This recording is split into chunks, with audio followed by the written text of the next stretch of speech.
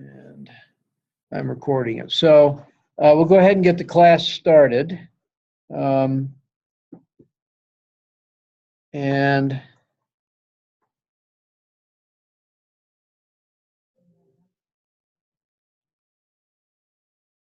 open it up. Again, start the class with questions from last week. You've had a weekend to think about various forms of interpersonal communication. And this week we're going to talk about nonverbal communication. So do you have questions about last week? Okay. I will once again emphasize that any assignment that you have trouble submitting,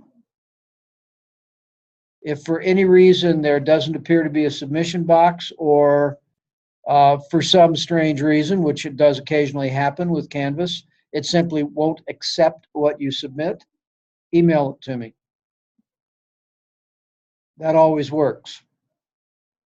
The object here is to get the assignment done. I guess that means that Stephanie's with us now. Okay.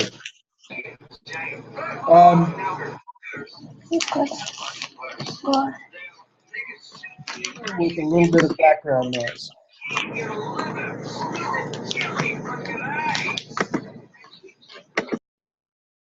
Okay, welcome, Stephanie. We're going to, so right now the question on deck is, do you have any questions from last week?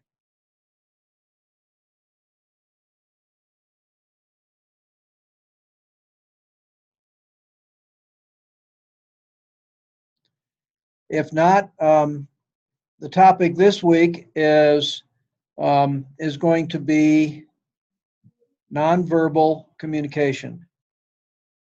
Now remember, Yulisa, would you go ahead and just push the door closed? Thank you.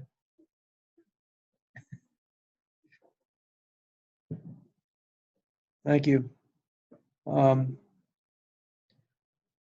And other people, if they get here late, they can either knock on the door or use the code. So, nonverbal communication.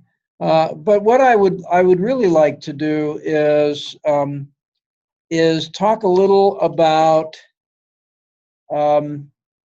the discussions and assignments. I'd like to make a couple of things really clear. First off, overall, I was happy with the discussions, but most of you that lost any points on the discussions, it was either because you didn't respond, and you can, for reduced credit, work on that for another week and respond if you wish. It will reduce credit, or left off the references. All of our discussions now will have a requirement that you use a reference and cite a reference. So if you leave that off, that will cost. So that did that for a couple. Generally speaking, even though it's supposed to be APA format, unless there are really, really bad grammatical issues, you're not going to see a lot of me getting really antsy about that in the discussions. I really want to say that everyone did a good job on your posts. All of you certainly met the length requirements. I'm used to having students that will put down very, very little. It's very hard to make that a discussion. I also appreciated the fact that your responses were pretty relevant. And I really enjoy that, because that's the purpose of a discussion forum, is to have relevance in all of these. This week's discussion forum, I posted on myself on Sunday, more of a set of guidelines for what you should be looking at in this week's discussion of So please read my post before you go too far with writing your own first post. So as I said, I want to congratulate you. That as a group, I think for a class this size, the work you've done so far on those has been at a higher level than I've seen. So please keep it up. It's what we're here for. The assignments always have some instructions, questions you should be considering when you're doing the assignment. This week's assignment, you'll be discussing the.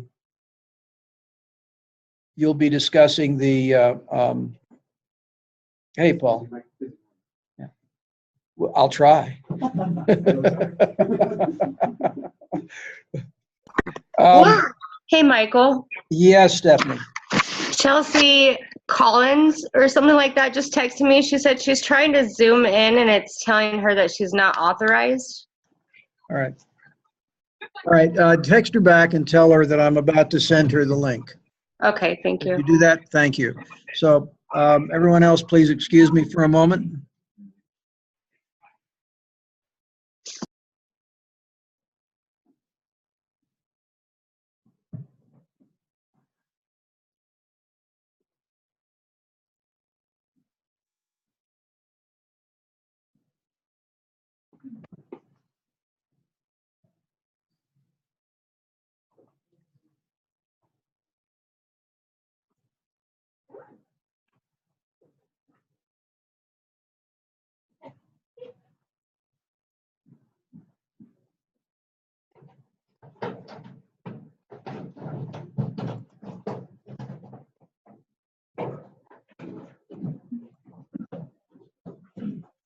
This is a good time to make an announcement to you guys.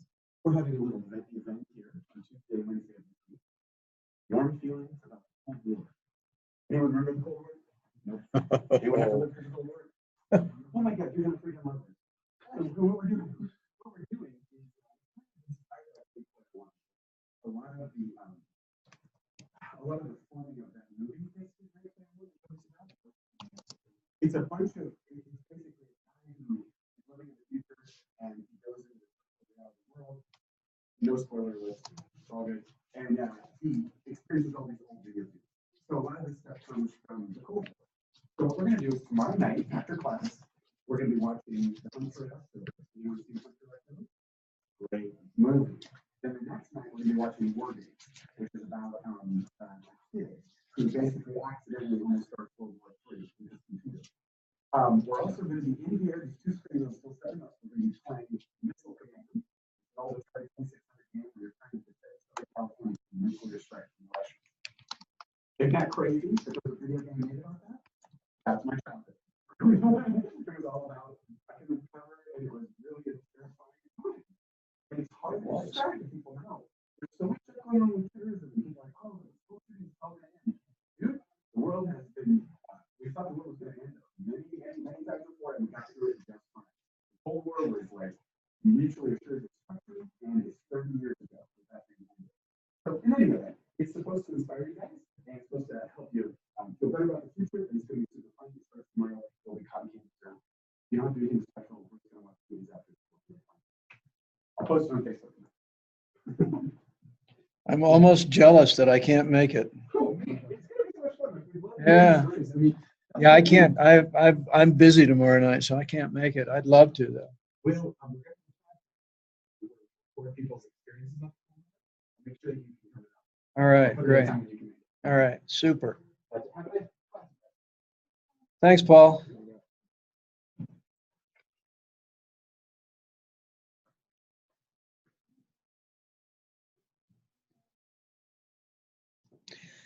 Okay, Stephanie, I've sent that link to her. She should be able to get in. Okay, I'll tell her. Okay. Okay, so that's really, please, when you are, and if you have trouble with some of the services that we offer, like the Writing Center, let me know. Because if there are problems, we will make sure that they get bumped up to the people who can deal with them.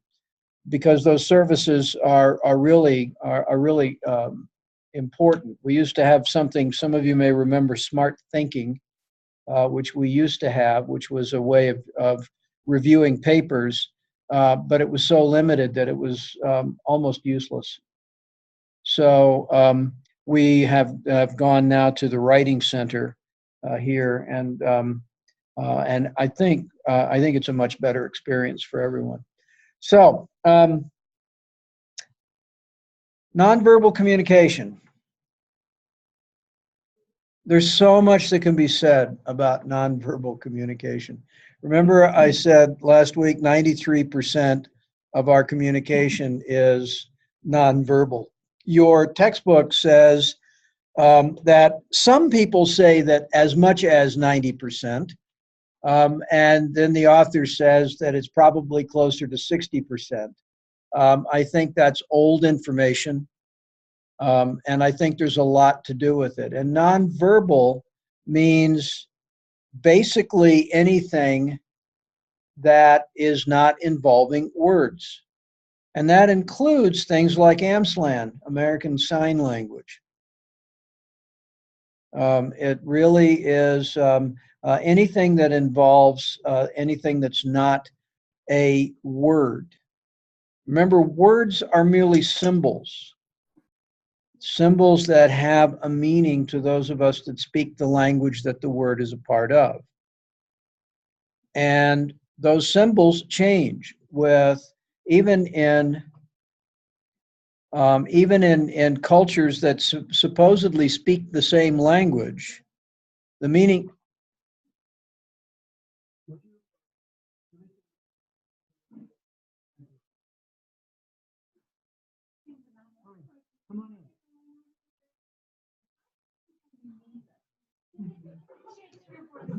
Yes.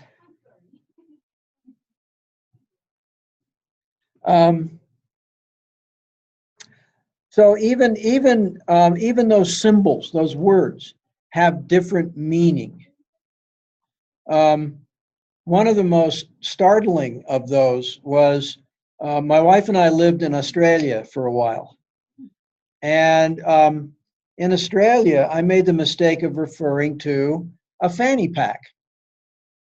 You all know what a fanny pack is.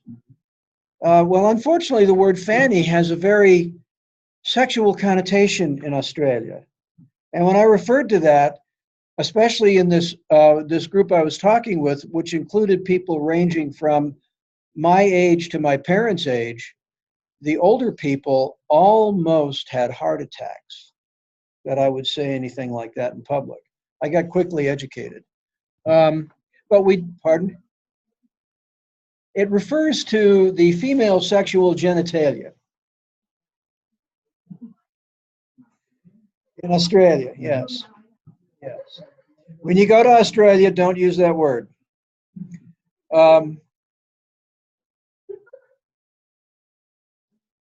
that's all right. It's a logical question. I hesitated to tell that story, but it is probably my biggest personal example of an English word that's perfectly normal for us that doesn't turn out that way. Okay. Also, but that also goes with gestures, and we'll talk about gestures in a while too. And again, there's cultural aspect to nonverbal communication, but there are some universals to nonverbal communication. Tone of voice, almost always. You can tell when somebody's angry if you understand the language. I'll give you an example. We have some very close friends, and for years, who are Indian from the subcontinent, Indian subcontinent. They're a very loving couple. They're a wonderful couple. But we would hear Anu, wife, talking to Ramki, the husband, in a tone of voice that I thought, gosh, she's just ripping him a new one, just tearing him to shreds. And we finally said something. He said, Anu, are you mad at Rocky? And she says, no. So it's a case of not understanding. If you listen, and we saw that we've seen the same thing in Chinese population speaking Cantonese or Mandarin or any of those. They sound like they're just tearing each other to shreds, and it's normal. Michael.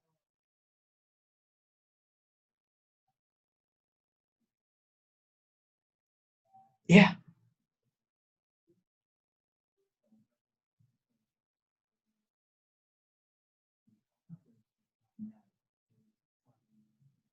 Right. It's the intonations of the language itself.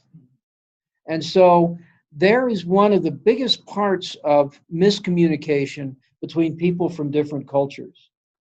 We really had to understand that in other cultures, the tone of voice that we hear is different from the tone of voice that they do. Now, when you hear somebody who's really mad, it's obvious, right? When your grandparents are that way, right? It's really obvious when they are mad, because it's much like when we're mad at each other here. So tone of voice has a lot. There's the word, the choice of words is also a nonverbal kind of communication. You know, there's nice ways of saying things and not so nice ways of saying things, right? And that also is nonverbal. One of the things that the chapter discusses is that people, when they tease each other, will sometimes say things that in other contexts would be really nasty. I'm sorry? It's a mix. The choice of words sends a message as well that is sort of nonverbal.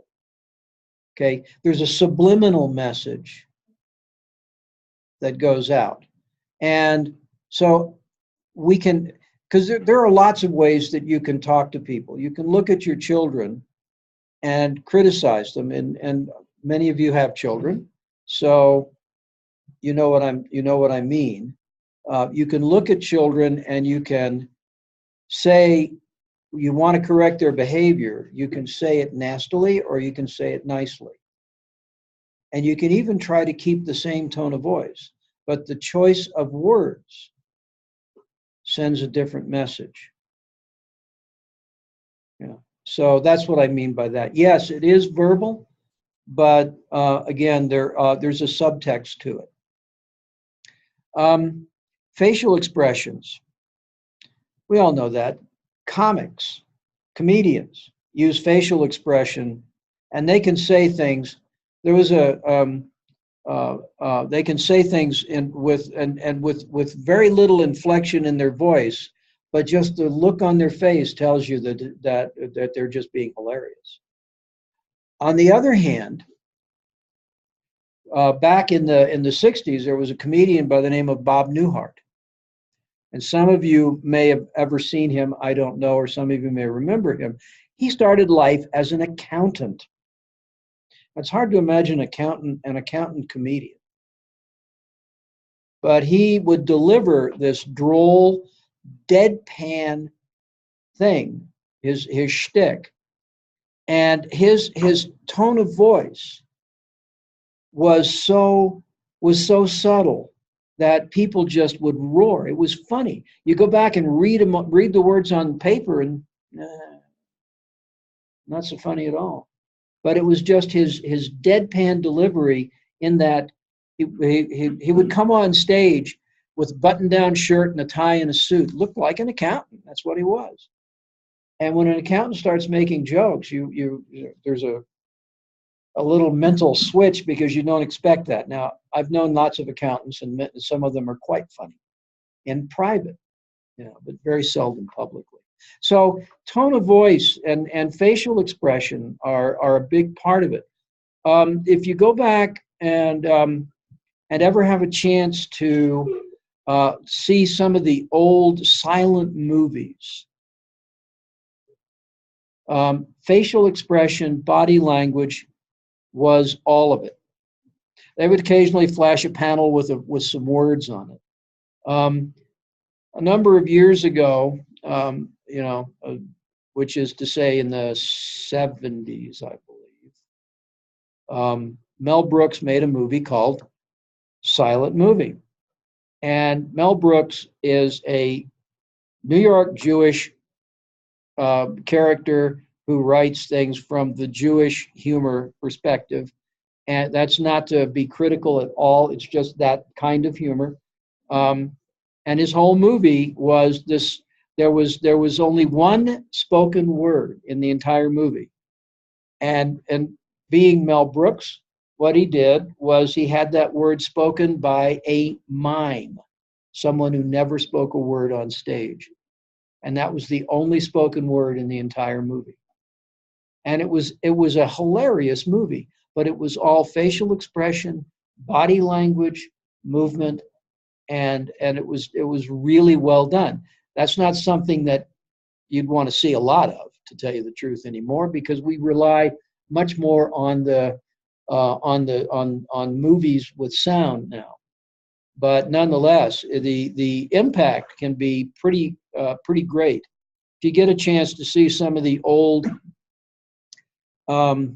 Buster Keaton or some of those old Charlie Chaplin movies, they all relied on physical comedy. They all relied on nonverbal comedy, and you always knew what was going on.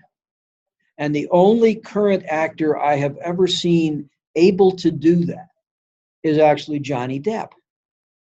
He did a movie called Benny and June, if you've ever seen that one, where he is Buster Keaton. And he's just hilarious at it. And he doesn't say a word when he's doing his little shtick. It's all done quietly by him. And it's very expressive. So nonverbal language or nonverbal communication has been a part of human communication forever. Probably before we had well-developed language, that was our communication method. Animals use nonverbal communication a lot. They also make noises and signals and stuff. And so, their form of communication in many cases is nonverbal.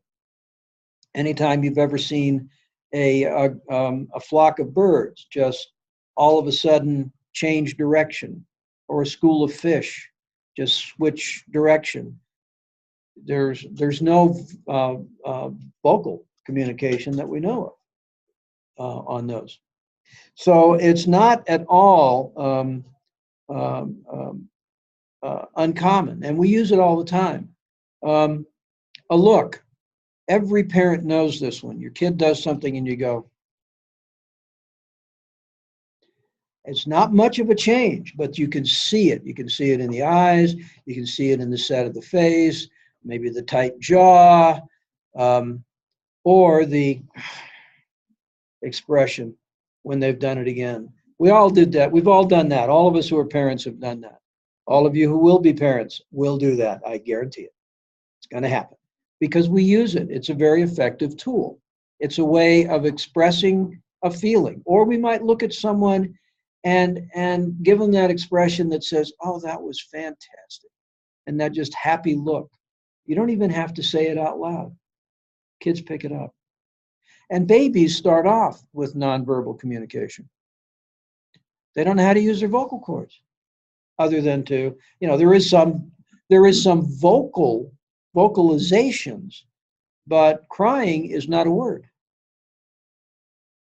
Or screaming, as some babies will do, are not words, but they are signals. But the more subtle nonverbal, and my favorite with babies, is the first time you feed them something new. Taste is an incredibly important way of communicating. We don't go, the book doesn't go into it, taste and smell, but they're important cues. They're important nonverbal cues. And I'll just talk about that a little bit. Babies, the first time you feed a baby something new, even if it's something that you think the baby's going to love. And I remember this with both of our girls and ice cream when they were little bitty kids. The first time we gave them ice cream, it went into their mouth and went, bleh. First thing. And then they liked it. Okay. Then they liked it. And this weekend we had some friends over, had 2.5-year-old. And she had her first piece of pickle, because we did hamburgers and hot dogs. She had her first piece of pickle, and she took her first bite and immediately stuck it into her mother's mouth. You've seen that. So yeah, and that was totally nonverbal, and the expression on her face. And then she ate 3 more pieces of pickle, so she liked them after that. But still, that first time, that first reaction, this is unusual. I don't know it. Babies do that. As for smell, there's a cultural issue here. In different cultures, body odors are different, and the reaction to body odors is different. And it's not that people are unclean; it's that they use things similar to perfumes and colognes, natural sorts of things, to change their body odors. And oils, medicinal oils, therapeutic oils are real common. So you can walk into some places in parts of Asia, and the smell of basil oil is almost overwhelming because they use it therapeutically. And it does have a therapeutic use. But you see that. And you can tell as well a lot about foods people eat by exactly that. So we won't go into those issues very much in this class. But what are the other forms of nonverbal communication? What are the various forms? Facial expressions, yes. Tones of voice. Body language. We call that kinesis. Sorry? Gestures. Sign language is nonverbal, yes. And yeah, you're using. Yeah, a lot of people are. We've got some cousins who taught their children. Their children are now 11 and 8. They taught their children sign language as babies. Pardon? Mm-hmm. Yeah, it's a complex language. Amslan is. But yeah, it's a lot of people. There was a time when it was really popular to teach kids sign language, and it seems to come and go. It's come and gone a couple of times in my lifetime as a habit. But yeah, sign language. So gestures, and again, gestures are cultural. In Russia, if somebody says to you something and you go like this, what are you saying? Okay. In Russia, that's the upraised middle finger. Same thing. So again, it's cultural. Okay. Yeah. Or we have I used to see this. We had a person who was very, very prone to getting frustrated with people when they didn't understand her. She had some hearing problems, and so she would get very frustrated when she couldn't hear people, and she used to use this gesture, which really sets me off. It's a sort of a get out of here, go away, you're stupid. A lot of things. That's what she meant by it. And so, when you pick up on these things, what's the reaction? Well, when it's negative, your reaction is negative. And it's negative because it is negative to you, not necessarily everyone. Sometimes, this gesture here means, oh, that's just not. and sometimes it's dismissive. So we want to be aware that these things happen. Now, nonverbal communication is a two-edged sword, because it can be used to either really to positive effect or to negative effect. And it also can be something that when you use it, it can actually negate your verbal. Okay. The tone of voice. I mean, tone of voice is a good one. You know, if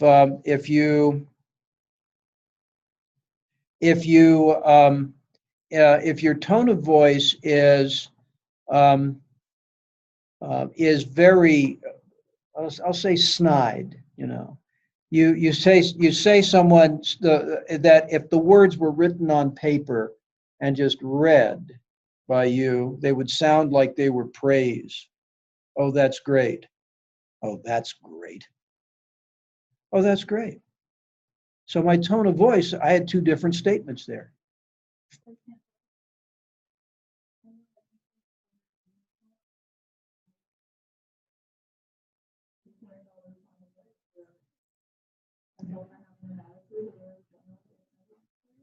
Yeah, yeah, that is one of the issues with text messaging. Now, text messaging is verbal communication. It happens to be not vocal.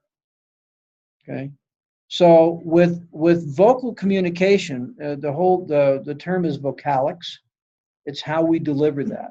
So the sum total of our communication in vocalics is the verbiage that we choose.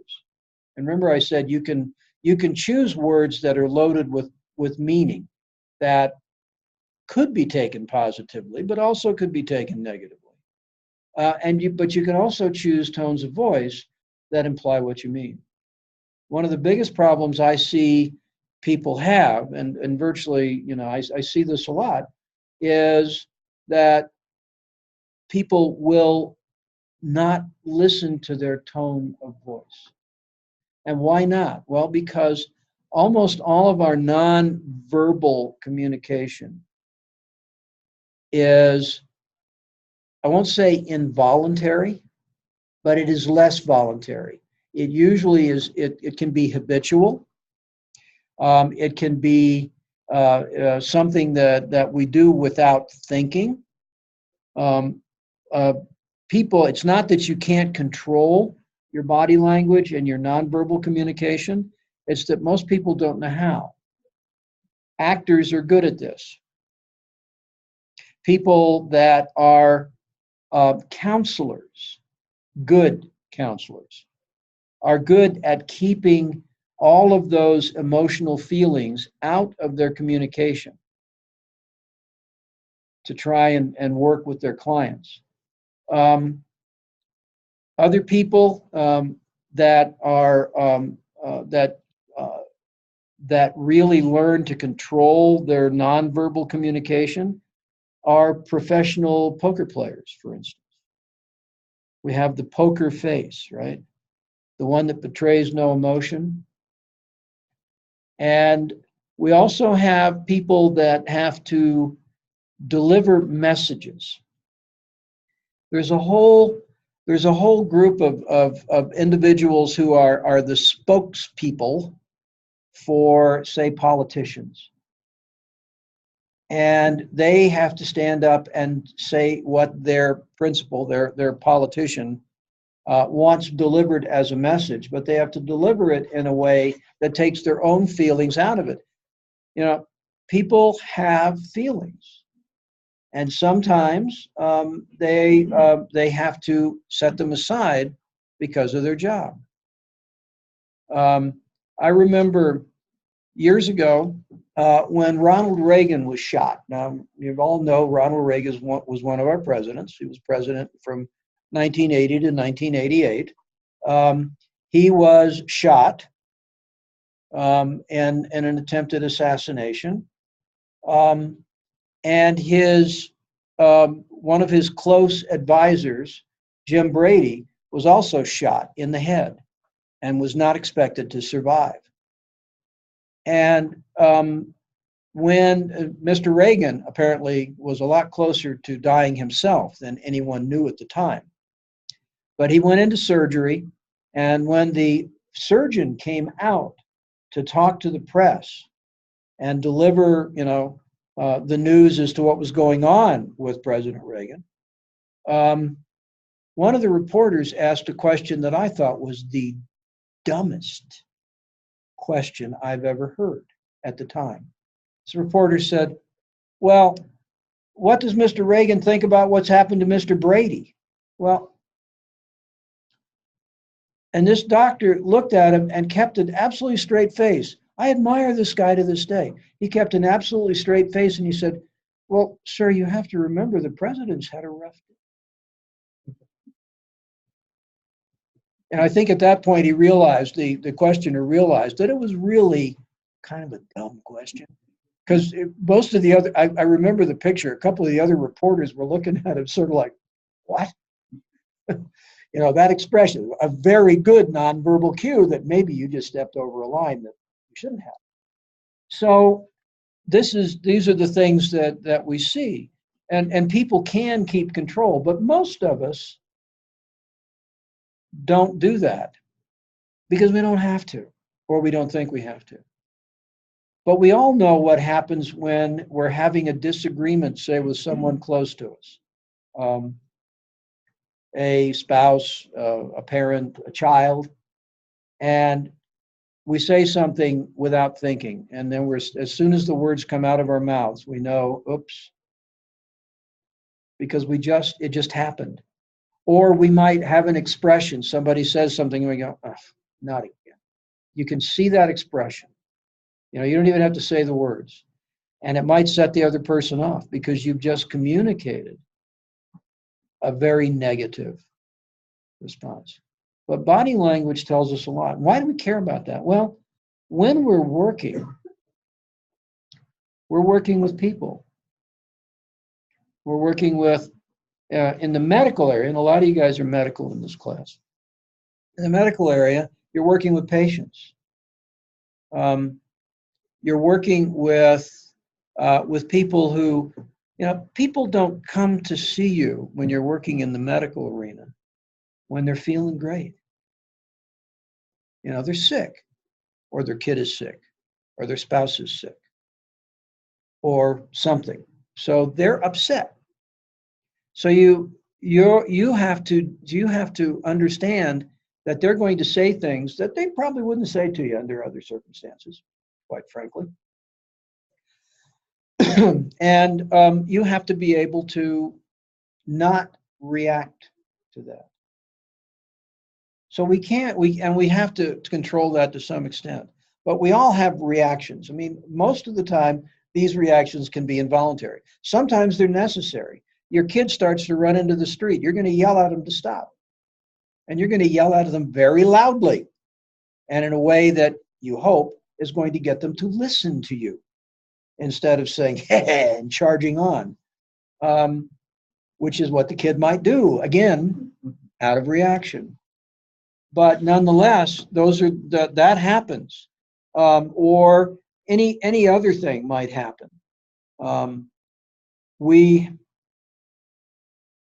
Sometimes you just have to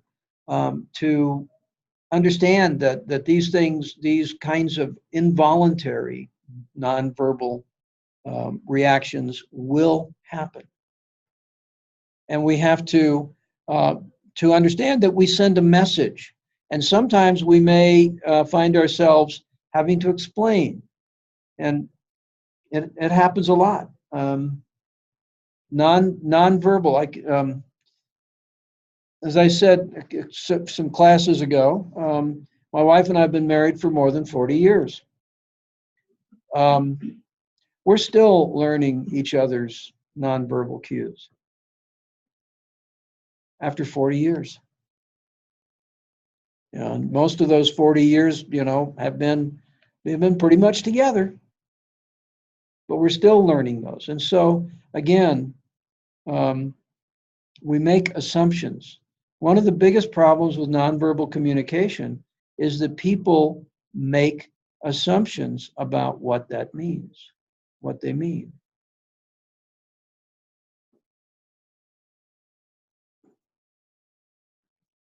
You the last one. Whatever, Paul.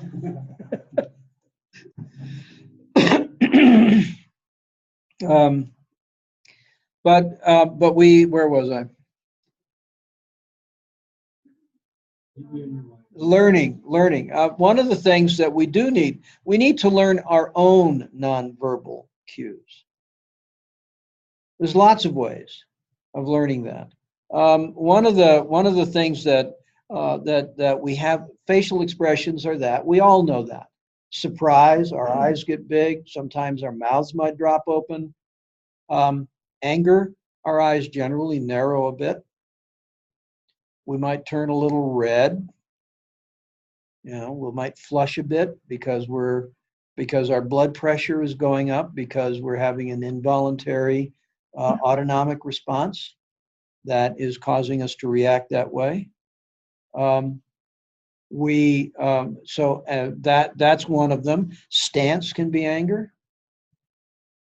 You can have a pugilistic stance, meaning you stand up and your jaw juts out, and maybe your fists close a little bit. You know, that's an anger response. Boxers don't do that except deliberately. Boxers don't get mad, despite Rocky and all that stuff. Boxers don't get mad, because when you get mad, you lose the fight. So they control that, but they do use a lot of body language. Okay. So when we have our basic stance, if you're sitting in a room and you're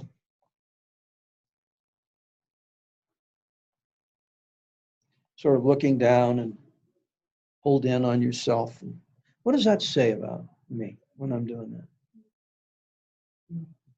Yeah, that's part of it. I don't care. I'm bored. It's a closed off stance. Also, it might mean that I'm nervous, that I'm insecure. Pardon? Shy. Shy is a lot of it, yeah. Might mean that. So I'm sitting here like this, okay? I've got an open stance, my arms are open. I might be using my hands as a means of emphasizing things that I'm saying. What does that say? I'm more comfortable with myself and in the situation that I'm in. Okay? I'm not being nervous about this. I guarantee you, when I first started teaching years ago, I was more, I was nervous. Yeah. I didn't know what to do with, especially with people that were adults. You know, if you're talking about dealing with fifth graders, that's one thing. I never taught fifth graders, not formally. But dealing with fifth graders is different than dealing with adults. And even though I'm significantly older than the rest of the room here, you're still adults. All of you. It's a different situation. You're more peers than anything else.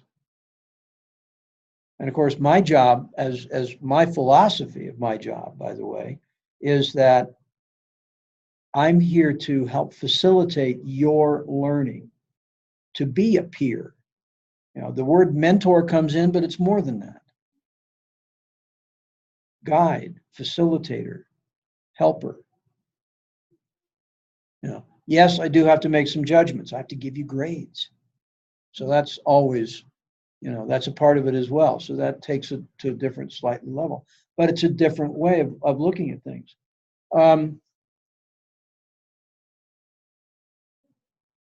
Let's just talk about this for a bit.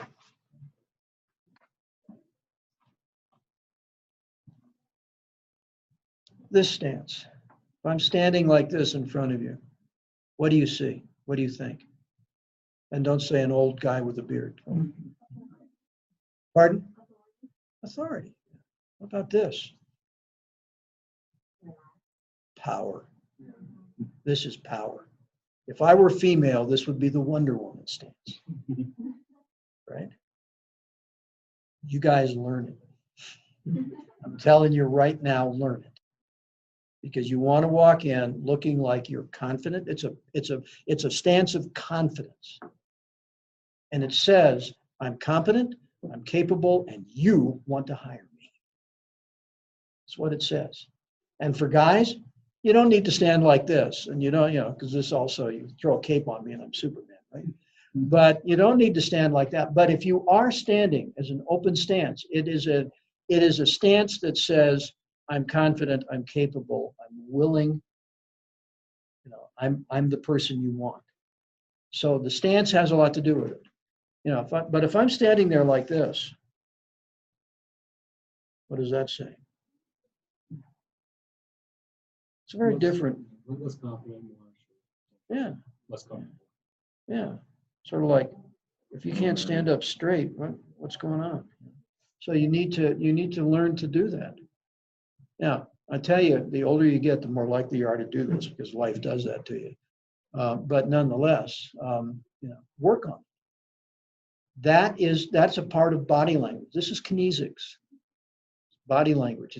It's the language that we are screaming at people just by the way we stand and look. If you're looking down, are you paying attention? You might be, but the other person's going to think you're not. Your ears still work even when you're looking down. But communication is back and forth between eyes. This is a society where eyes. So there are plenty of societies and plenty of subcultures on this continent where looking people directly in the eye is not good. But in the majority population, the Euro population or the Euro-based population, looking people in the eye is a part of communication. If you're not looking them in the eye, they don't, and it doesn't mean you have to be just peering at them when you're talking, but you have to look them in the eye. You can look around a little bit, but you need to be looking at faces because that's where the communication. Eyes are a big communicator.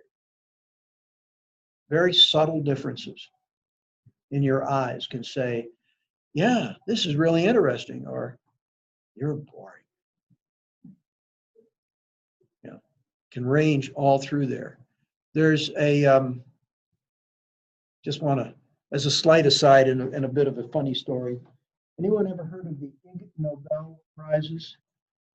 It's something that is done every year at Thanksgiving at Harvard, and they're for serious scientific work. It's just that it's sort of oddball work, and they'll pick out and they'll give these awards to people who have done some very interesting, often very cutting-edge science, or just really influence society. Like one year they gave one to the guy that invented the karaoke machine. If you've ever been to a karaoke party that's really going well, it's a lot of fun. It's also silly as can be, as well as atonal as can be. But last year, the physics prize went to somebody who's using fluid dynamics to prove the question: can a cat be both a solid and a liquid? yeah.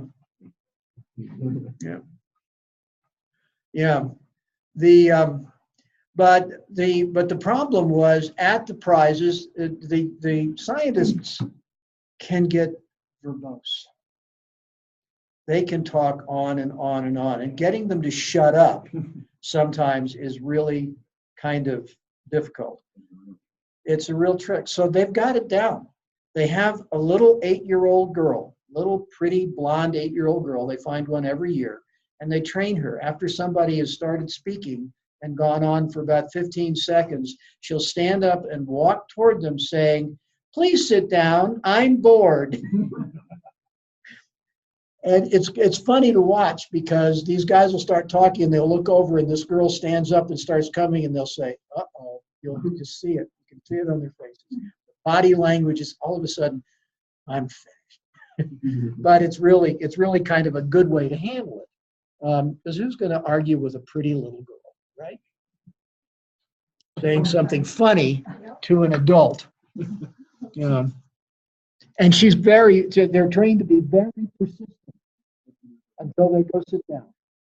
But yeah, every year they do that.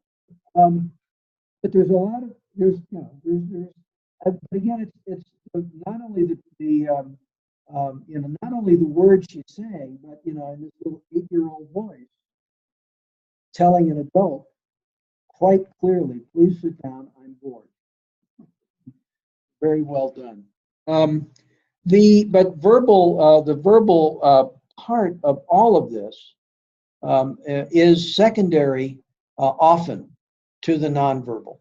When you're in an interview, and all of you will eventually take CSS 299, professional development, and one of the things we do in that class is teach you interview skills. And there again, the nonverbal communication. When you're in an interview, you have to be very careful about your nonverbal cues.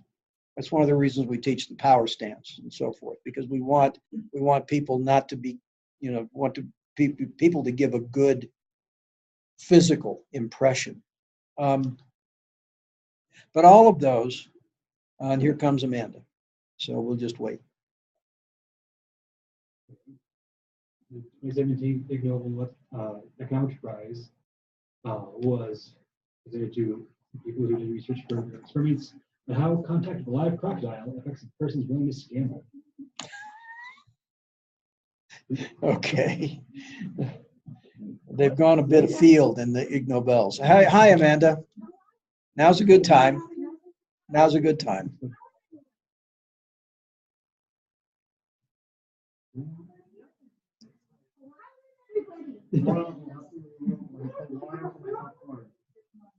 Oh, yes, it's very much.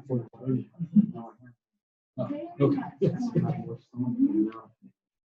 So I'm just here with a couple of announcements. These are actually flashlights.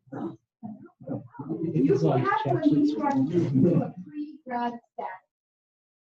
And that's what our, they signify the light at the end of the tunnel. Yes, you can have one when you're pre-grad. Yep, next year. Something to look forward to.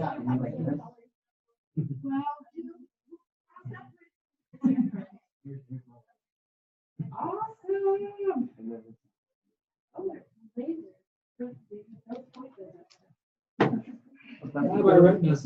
So yeah, so there are 7 students that were placed in pre-grad status. That means 3 or less months when they graduate. So we're super excited about that. They are Alex Reed, Chris Finkel, Ron Jimenez, Alex Sanchez, Guadalupe Godoy, Dion Watts, and Mackenzie Murphy. They are all going to graduate within 3 months. So that's super exciting. Our graduates this month were Rob Johnson, Paige Trimmer, and Ashley.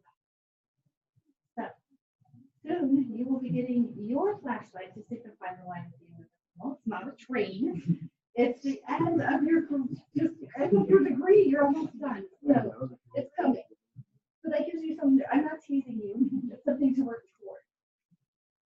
The next thing I want to give each of you is a little card. And if this is too much, I want to say it right away. If this is too much for anyone, please just take the card and put it back on the wall with the rest of the empty cards. April is Child Abuse Prevention. I said this wrong earlier today, and now I'm just trying not to say it wrong. I'm not even saying it right. April is Child Abuse and Neglect Prevention.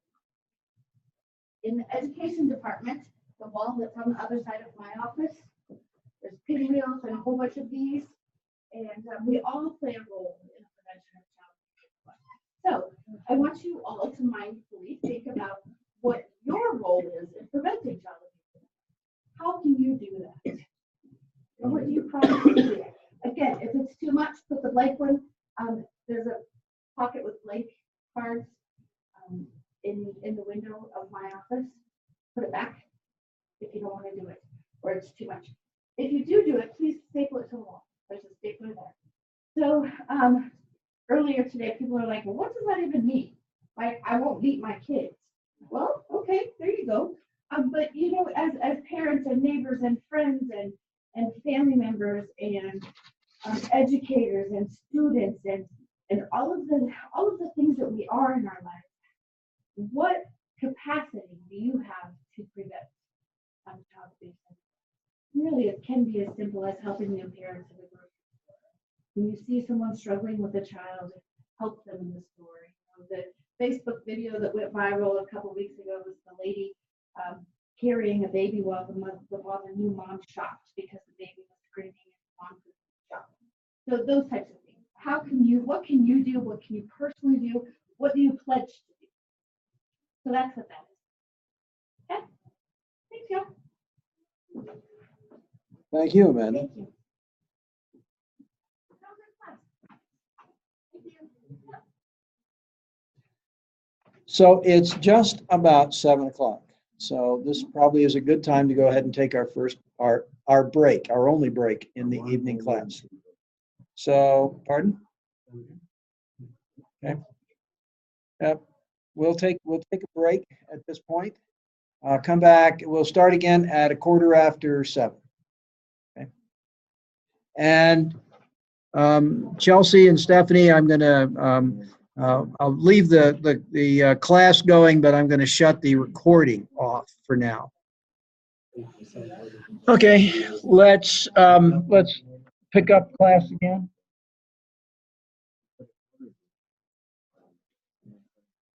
Because what I would like to do is is at this point open things up to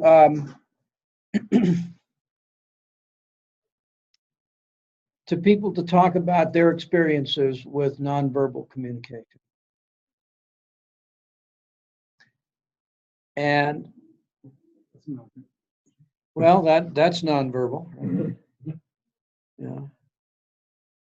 But I think that, you know, we've all had some experiences with nonverbal communication.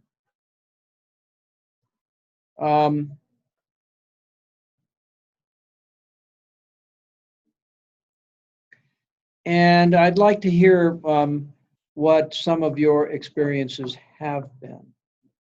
And you don't have to talk about anything that you find embarrassing. Please don't do that. But it'd be useful for us to have some of that. And then we'll talk about some funny ways you can use nonverbal communication to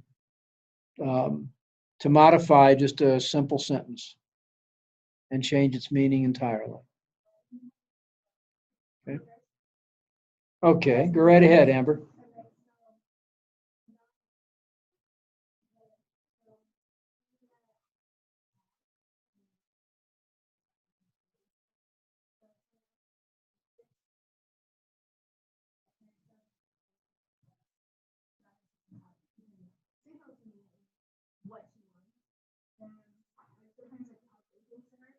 She'll go run and hide.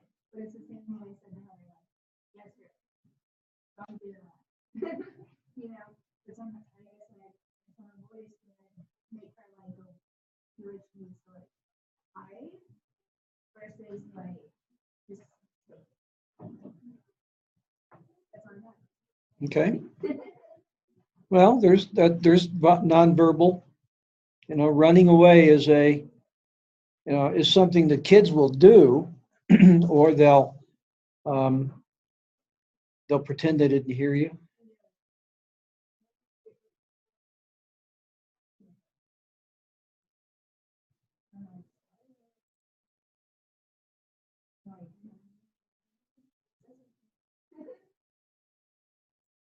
Okay. Someone else?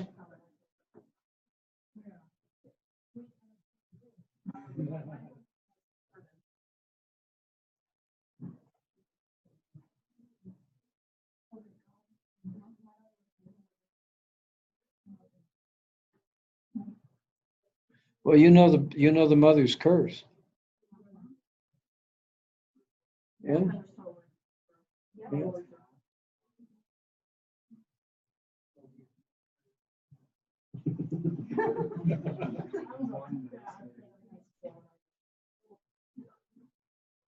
This is why I was for one. I know. See, I Okay. have 4 kids, and every one of them I wanted to be a girl, and thank God the Lord's better than I did. I have one girl, and she's right nuts. How does she do that?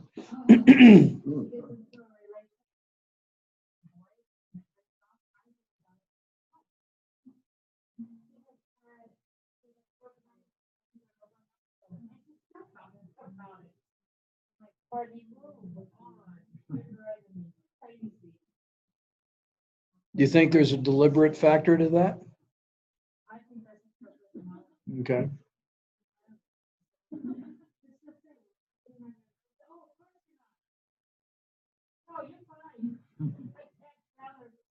You're driving me nuts, Courtney. Why not? Hurt her feelings. Ah, I told my sister, she does. So I can't. She is nuts. My mom is nuts. yeah. When I say something like that to my mother, she gets angry.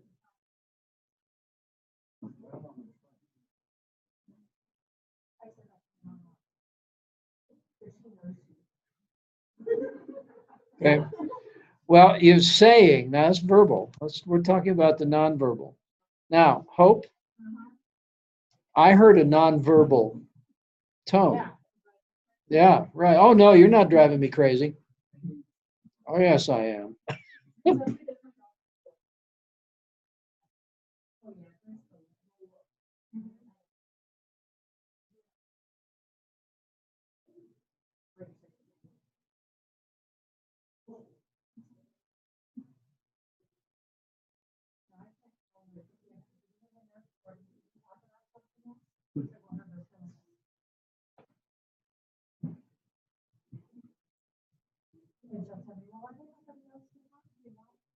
Yeah, but you talked to your dad's boyfriend.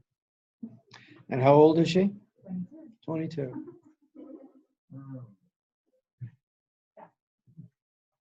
22. Well, yeah. It's obviously she's still, there's something about it that she needs to. Yeah. But, and it's not working. This is what communication is about, you know. It's not working. So what is it that's, yeah, this is just rhetorical kind of questioning, you know, because it's not my child, I don't know her. But what is it that is doing that? Because my 33-year-old does the same thing. It can go on and on and on.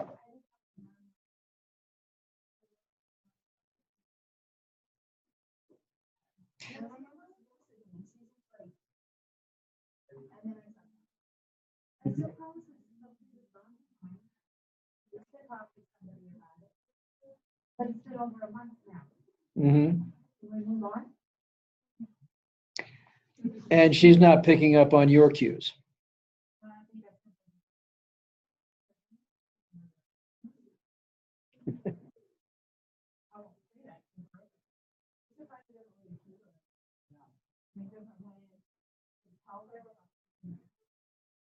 Well, sometimes the things, just the other day, he was telling me about this gentleman that he met and how she met him. He met him through a friend from high school. This girl is seriously off her rocker. Cuckoo for Cocoa Puffs does not even begin to talk about it. And I said, oh, I didn't know you met him through her. And they said, well, is that a problem? I'm like, no, I was just surprised. Well, I can't believe it. We hurt my daughter's feelings. Well, it's not that she's pretty. I think it's good. It's only There's only so much a person can listen to outside. You can't make your feelings. Like, that always, someone's gonna like, hurt me. Yeah, that's what I was saying, like, you know, because when she's out, like, in a job, you're not gonna baby her feelings. Or No, of say course something. not. So, you know, that's what my mom like told me, like, yeah, you know, still, right now, she loves me and stuff. But I don't think she talks to people that work about business. no, yeah, but I'm just saying, like, it's all really sensitive. Well, From it's you, not. if you hurt her feelings, you know, you never so much. Yeah, Yeah, exactly. she's not so lighthearted, everyone. But she likes to go on and on about the same thing, and I'm like, maybe this is over a month, maybe something like something. And you know, maybe you could say that, not those words, you know. Like change the subject? Yeah, yeah. You can do that. I've tried that. and Like, it's do you over. have I have changed the subject. And then just keep doing your end and just go like, okay, but how was your day? How was this? How was this? Okay. Well, let's hear from somebody else. Who else has a nonverbal communication story? Usually when I get, or anybody in my family gets really mad, like my mom, for instance, sometimes it's not like with the family. You can just tell when she's mad because she always has this motion that she does with her hands where she just goes touching her hand or so, or you can just hear her heavy breathing or just pacing anywhere in the house. And you just like, you just want to be away from that because it's just gonna diffuse into different things. And my family is in a state of almost constant bickering and fighting almost every time together. No matter how many times we do family activities or try to do a whole family lovey-dovey stuff whatsoever, we always find almost every other day somebody in our family fights. And it always ends up with either one person being mad and not talking to that person for a day on end, and the other person just being entirely sad, feeling like they're all fault and they want to make up. And yeah, it's mostly just anger. Mainly because of a bunch of things in our family that I do not wish to talk about. Family confidentiality. Yeah, don't. We just hate a bunch of people for things like that. Well,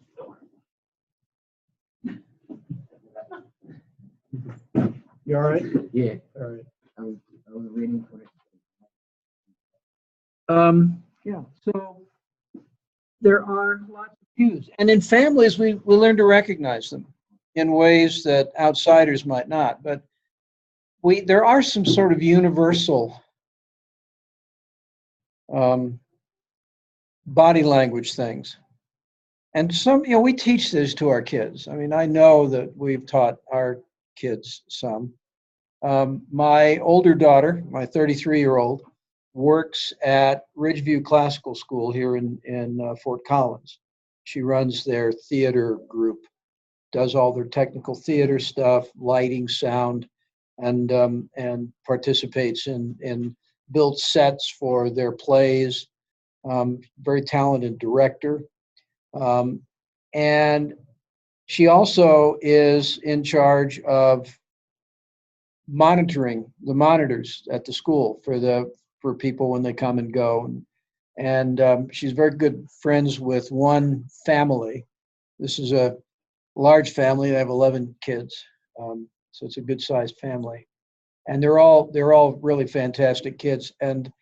But they will tease her because Elizabeth, when she gets upset with these kids, she will not yell at them. She she knows that that's not the way to do it. And we have a picture of one of the young women in this large family imitating her when she's angry. And there's Susan standing just like that. And that's the expression. Let's see. So Stephanie, the expression was. So it's very clear. I mean, there's a body language there. You're not doing the right thing. And the kids have picked up on this. And that's why they can tease her like this. And it's a very effective tool because Elizabeth was a nanny for a long time. She dealt with kids for quite a few years, nanny and a kindergarten teacher. And when she was teaching kindergarten at first, she was actually in the Slovak Republic in Central Europe. She didn't speak the language. And she was in a school where her job was to teach the kids English. But she didn't speak the language, so everything she did was nonverbal until she learned enough Slovak to be able to speak, which took, Slovak's a tough language, so it took her a while to do that. But she did all of this with facial expressions, stances. There's a tremendous amount we can do with nonverbal methods. So, okay, who's next? Great, thanks, Butch. Mm-hmm. So, you always can't do it. But people can tell when they're not because what's wrong? Like the residents can tell people when they're Mm-hmm. because I don't want them to do that. And I don't want people to have to say Yeah. Yeah, there's when we're happy, our faces look different. When we're upset, people can tell if they know you. They can tell. They can tell that you're not happy. So so those are cues that are picked up on after people get to know who you are a little bit and recognize the different demeanors that you can assume depending on what's going on. All happens.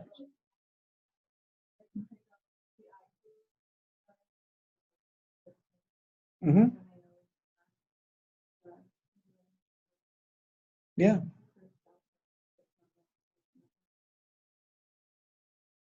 Yeah, dementia patients are interesting, and it's really here is how you have the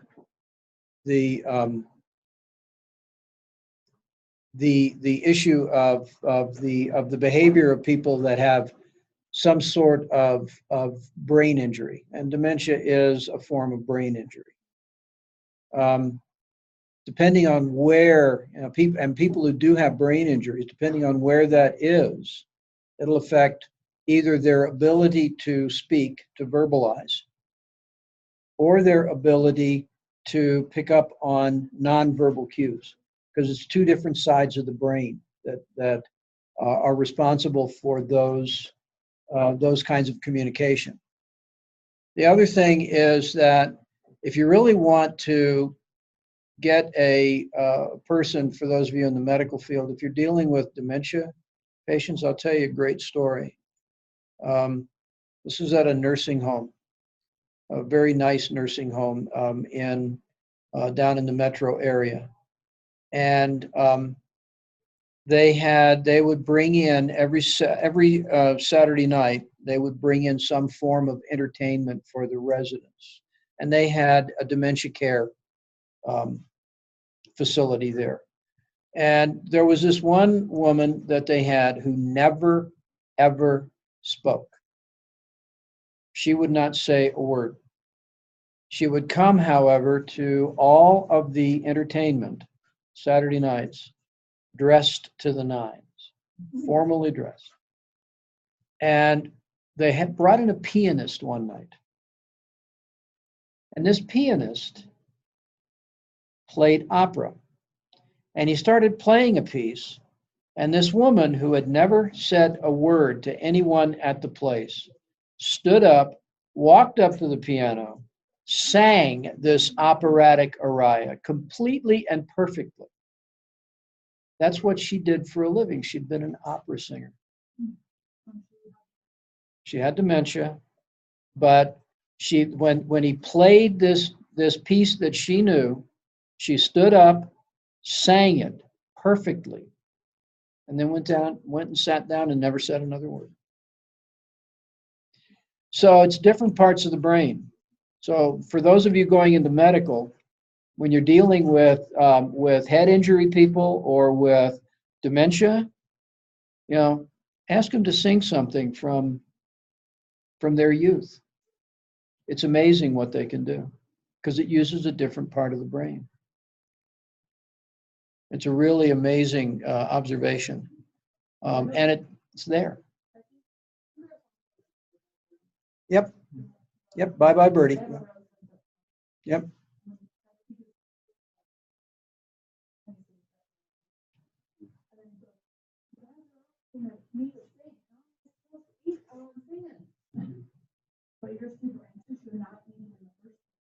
Right. Maybe if you sing hard, you'll get hungry and eat. Yep. Yeah, and that is something, again, it all depends on the parts of the brain that interpret and can function in these situations.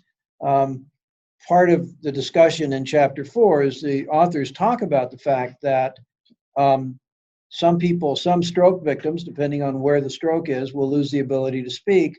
Others will lose the ability to pick up on non-verbal cues because that part of their brain isn't working. So it's a different part. Communication is a whole brain activity. And so we are always communicating one way or the other. Even if we're just sitting at a bus stop, we're communicating with people just by the fact that we watch them or by the fact that we've got our nose stuck in a book or into our phone or whatever else. We're sending messages to the people who go by. So really, one of the reasons that I think that the figure of 90+% of our communication is nonverbal is because everything we do is a form of communication. If you're walking down the hallway, striding down the hallway with a determined look on your face, people are going to get out of your way because the message you're sending is, I'm going to plow you down. And so they will see that. On the other hand, if you're just sort of meandering along, people will not have that same reaction. They won't get out of your way. They'll let you get out of theirs. So it's really, we can communicate a lot of ways. Okay, who else? Chad. Back into theater. Maybe talent audition, most of what you're actually demonstrating in a theater audition isn't that you know the lines you have prepared or you're able to read script coldly. It's how you're able to do all the nonverbal. Your presence, how you deliver lines. Like you might have 30 people all giving the same set of lines, but how it's done and what people are looking to convey during is so much more than just saying the lines and reading them properly. Yeah, and you can read the same line 10 different ways and convey 10 different meanings.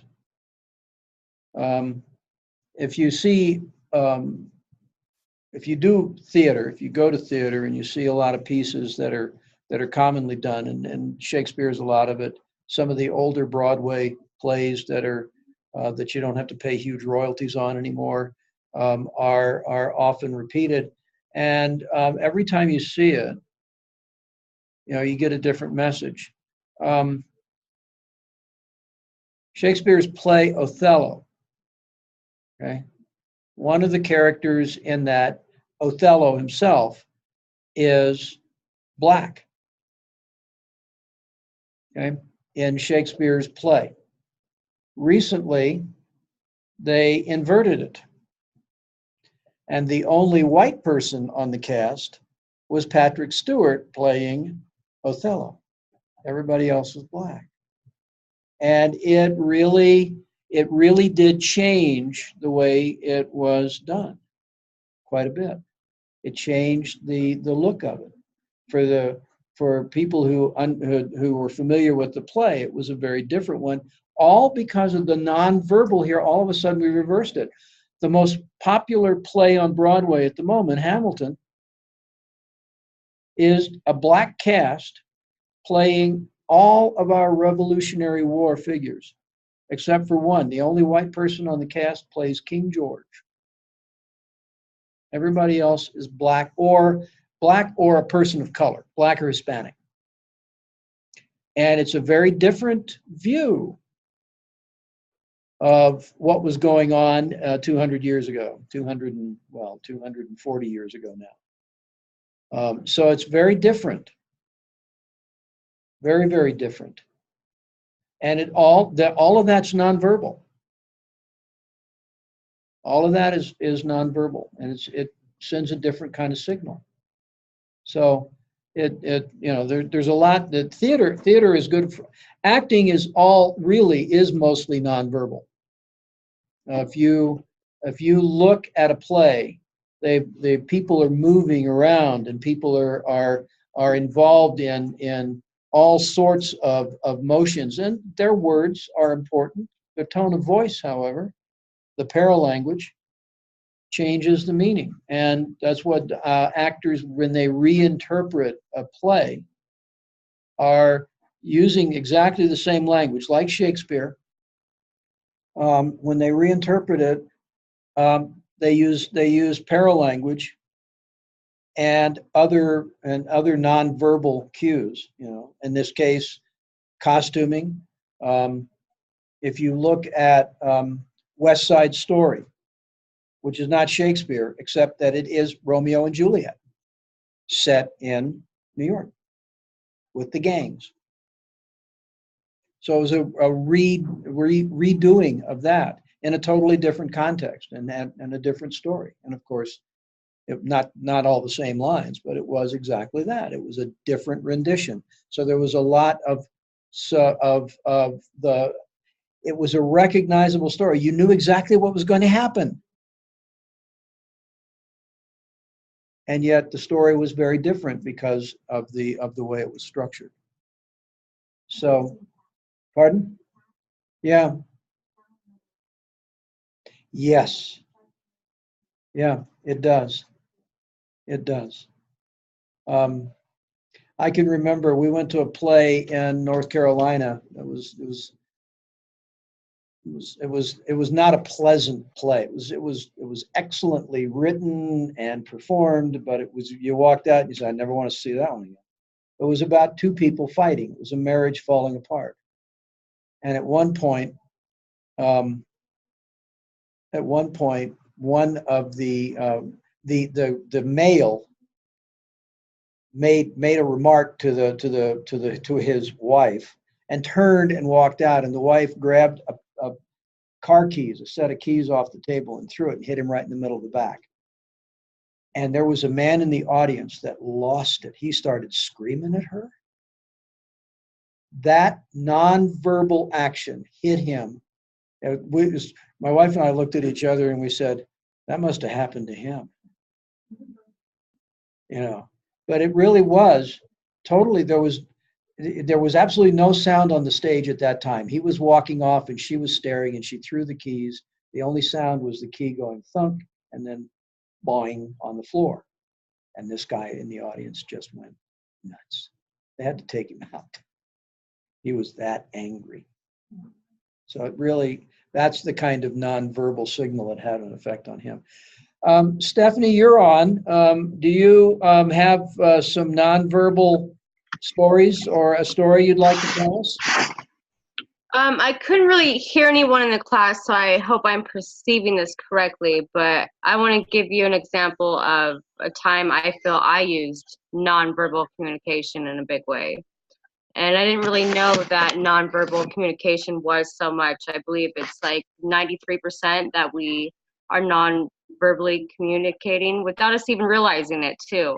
And my example for that is when my spouse and I argue, or when we used to argue, he would know I was mad without me even saying anything. And I would try to lie and try to say, no, I'm not mad at you. But he would know just how I was sitting on the couch with my body posture. Or, and by that, I mean like my legs would be turned away from him. And I wouldn't even notice in my head that I was doing it, that I was physically detaching or communicating by turning my body a certain way.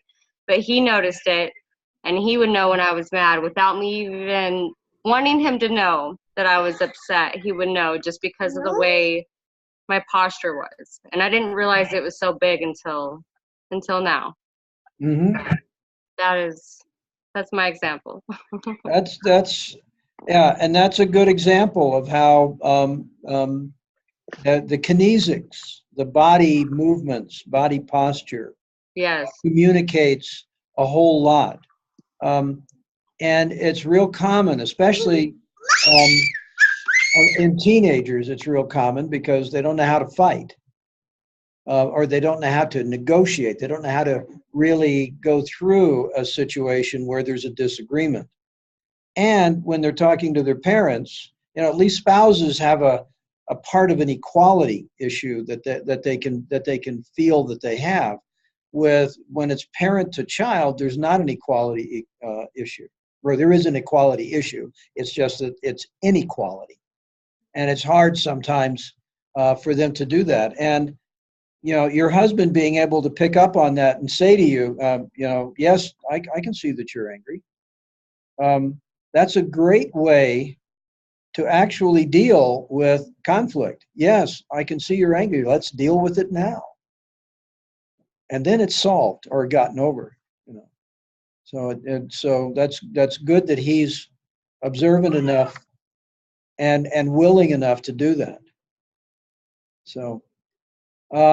Chelsea, are you still on? I see that I think you're on. I see that I have 3 participants, meaning you, Stephanie, and this classroom. So are you still on? Did you turn on your mic and tell us that you tell us a nonverbal communication story?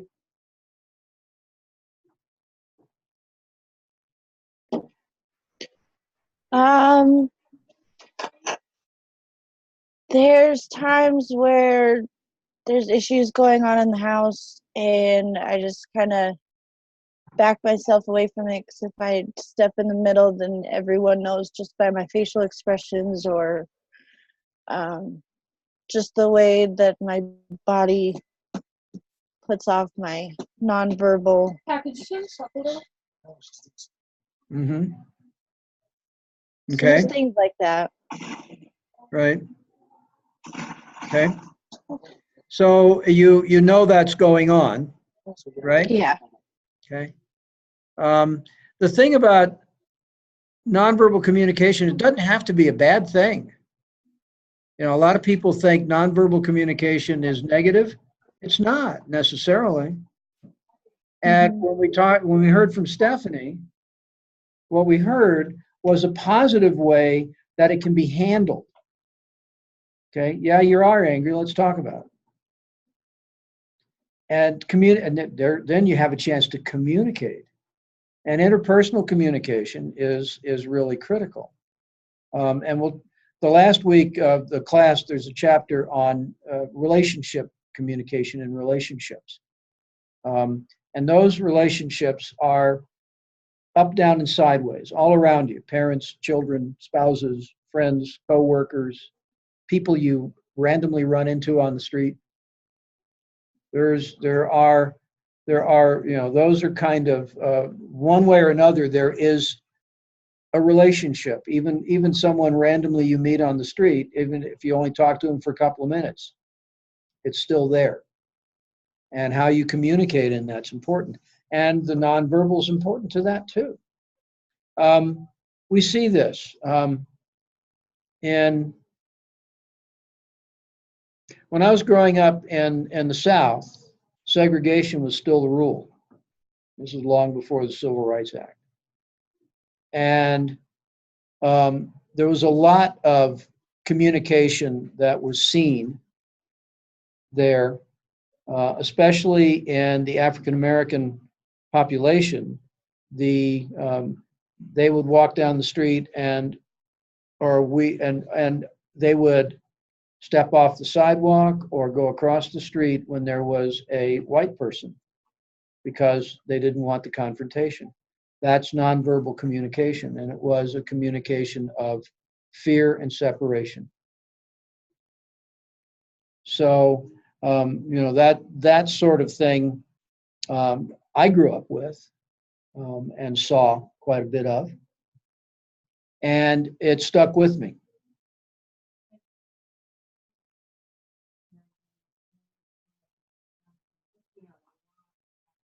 Mm-hmm.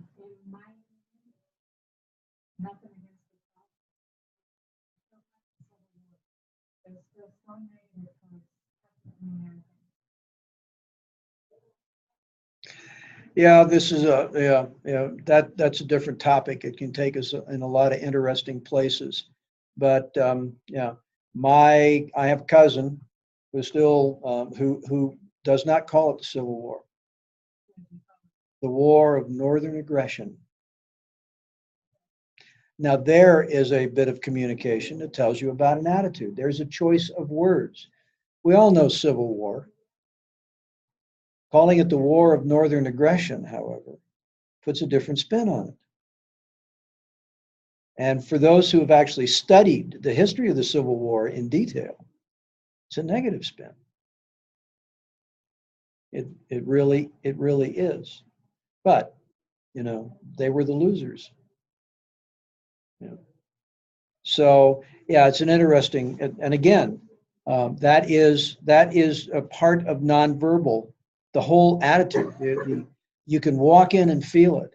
I can remember we lived in North Carolina, and we were in a restaurant in about halfway between Raleigh and the mountains. So we were on our way to visit some friends up in Asheville area, and we were in a restaurant on the side of the interstate, and it was like just a Denny's or one of those, or Village Inn, or that kind of a sort of family place.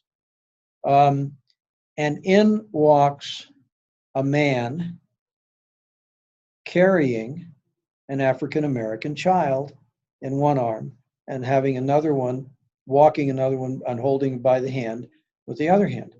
And the immediate reaction that you could feel the temperature in the room drop 50 degrees in about 1 second, because the assumption was going to be that his wife was African American. This was at a time when this was a no-no in that state.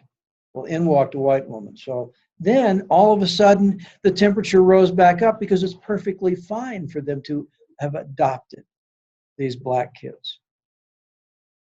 And it was all nonverbal. It was the expression on faces. It was the fact that the room went dead silent. Silence is nonverbal communication. Okay, went dead silent. And then when it was obvious that these kids were adopted, it was fine. And we're sitting there looking at that and saying, wow, that was profound, because it was so clear. The communication was so absolutely crystal clear. So there are times and places when that happens, and that's rampant in the South. It's still a problem in the South, especially Mississippi, Alabama, Louisiana. It's still a problem, and it is. You can feel it when you walk in. So.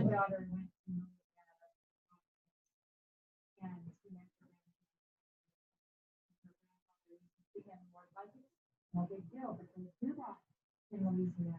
It's Mhm. not a big deal in Louisiana. Everybody says it. To me, it's a good thing. Again, choice of words. Yeah. You're talking about a black person. And the choice of words tells you exactly, gives you the completely paralinguistic clue as to what the thought patterns are. And so in a way, that, Amber, is where the nonverbal choice of words comes in, just hearing that. And of course, they never say it with a lighthearted tone either. Yeah.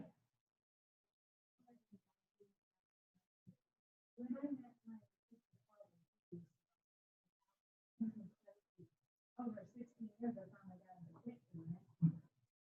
But yeah, my daughter came home and told me about it.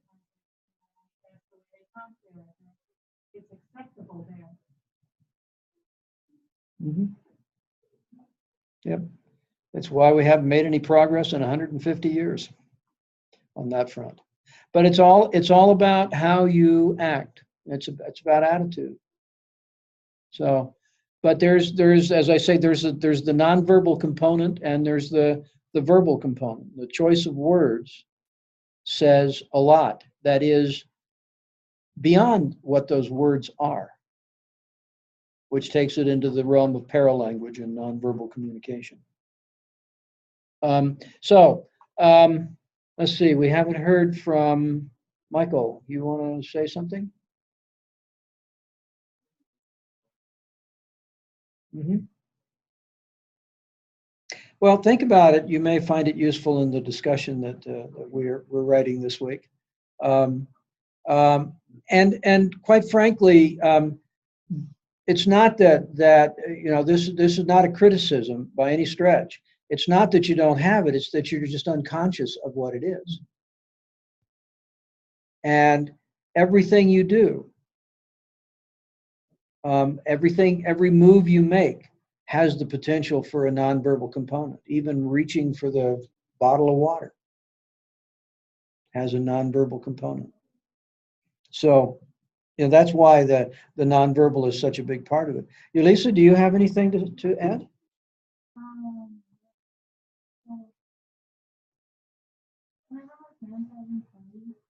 It's just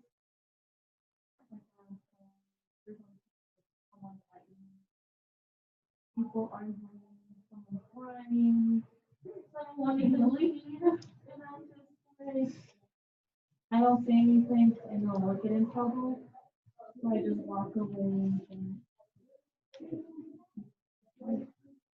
so I'm just like, what's wrong with you? Like, you're not gonna say anything. So you're communicating your displeasure with what's going on. Yeah, in a nonverbal way. And indeed, that's not a bad way to do it. Because people, you've already said that people notice what's wrong. Why are you leaving? Don't want to discuss it. Eventually, they'll say, "Oh, she does this every time we start yelling at each other." Yeah.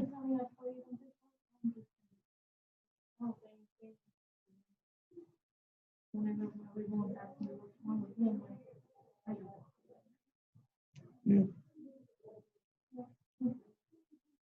That works. That works. So, hope you looked like you wanted to say something else. No? Okay.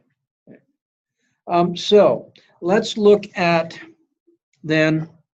Let's see. I think I want to do this, and then I want to do this, and make sure of that. So I want to go back. Talk about the assignments for this week. Besides the daily checkpoints, which I urge you to do all of, do them every day, please. Easy credit. What we have is a discussion. Let's just take a quick look at the discussion for those that may not have done so already. First off, you're asked to read chapter 4. Now, chapter 4 is about 100 pages. So I know that's a lot to read, but remember, there's an awful lot of it you can skip over because it's those in-text citations, the way they've done it, thus in this very much non-APA fashion. Now I've learned how to skip over all those. I can almost do it automatically now. So probably most of you can as well. But read through that material. There's a lot of good information in there. And ask yourself about the image. What image do you want? The questions are you projecting the image you desire? Well, first off, what image do you want? Okay. And think about this. We want different images in different situations. The image we want to project to our families is different from the image we want to project to maybe someone that we're interested in dating, for instance, or workers, or in the case of people, my medical students here, your patients. Okay, so there are, so the first question is, what's the situation? Pick a situation. Don't try to come up with an image that's going to be one size fits all, because you know what? There isn't such a thing. Okay, you are going to have a different image to your kids, to your parents, to your friends, to your coworkers. Okay. And then it says, monitor your nonverbal actions and tell us how you think you can more wisely use nonverbal cues to your advantage. That's tough. That's a kind of a tall order, because it means paying attention for a few days to everything we do in those situations. Or go back and think about it. It's very difficult. My wife read that and said, oh, are they going to have someone follow them around with a camera? Which is a good question, because it's very hard to step outside of yourself to be observant. But just think about it. Think about how you react or you have reacted, okay? So make sure you refer to specific nonverbal cues and specific examples. So again, that's why I say pick the situation you want. I would suggest that you don't, talk about your relationship with your cat. Different entirely, okay? Although cats can be hilarious. But again, you'll go ahead and do your posting. Read my post. I give a little more suggestions as to how to approach this. This is really to encourage you to think about your nonverbal signals, because we all have them. We all go through life, doing this, and what we want to do is be aware of the effect that it has on others around us, because it's often easy to forget that it does affect others around us, especially if we're just thinking we're being normal. Okay, so reading this chapter has encouraged me to do the same thing. I've got lots of stuff coming up. I've got a 98-year-old mother-in-law who is in the process of dying, I'm convinced. I hope she makes it to my daughter's wedding in July. Well, it's what's keeping her alive right now, I'm pretty certain. After that, it's a crapshoot. We got a wedding as well. And then our daughter's moving to Australia. And so we'll have daughters at opposite ends of the earth, with us in the middle thinking, oh God, do we have enough money for the airfare? But so I feel those stresses, and my wife does too. And so I've been, as a result of this class and reading this chapter, I've started paying much closer attention to my own nonverbal communication at home, because we can either, using our nonverbal, can either make the situation better or worse. And I'm thinking about, how can I make this better, easier on all of us.